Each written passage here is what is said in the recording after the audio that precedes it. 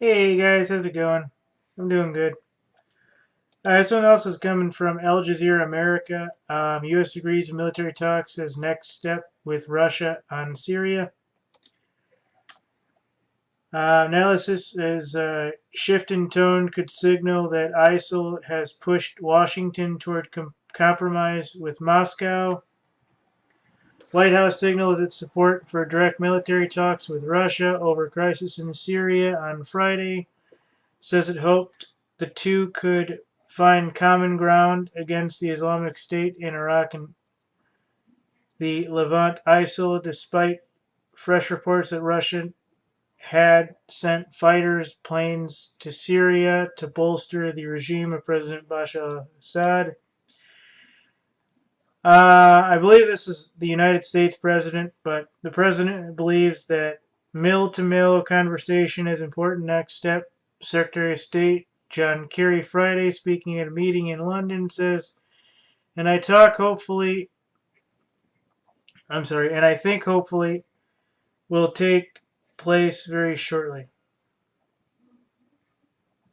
All right, they kind of screwed up that one. Hopefully, I think that's supposed to say that they think that talking would be good.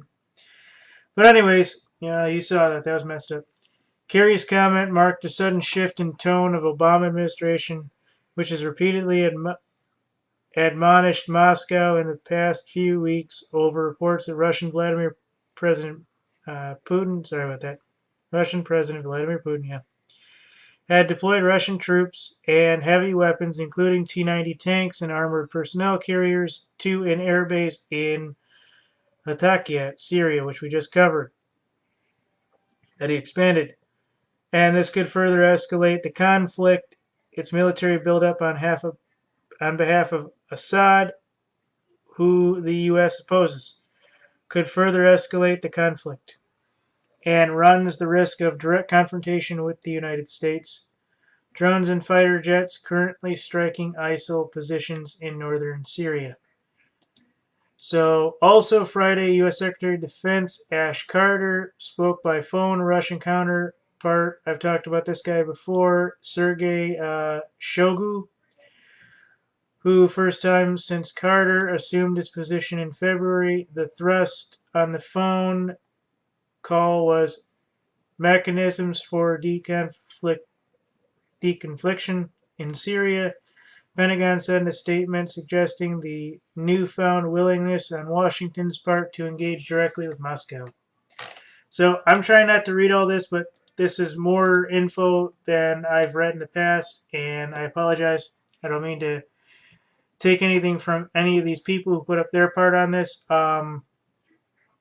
But I think there will be United States troops working with Moscow on the ground. And I think that we will see this being what it should have been about 3 years ago, where eventually the United States probably will at some point try to take out Assad while it's being nice to Russia.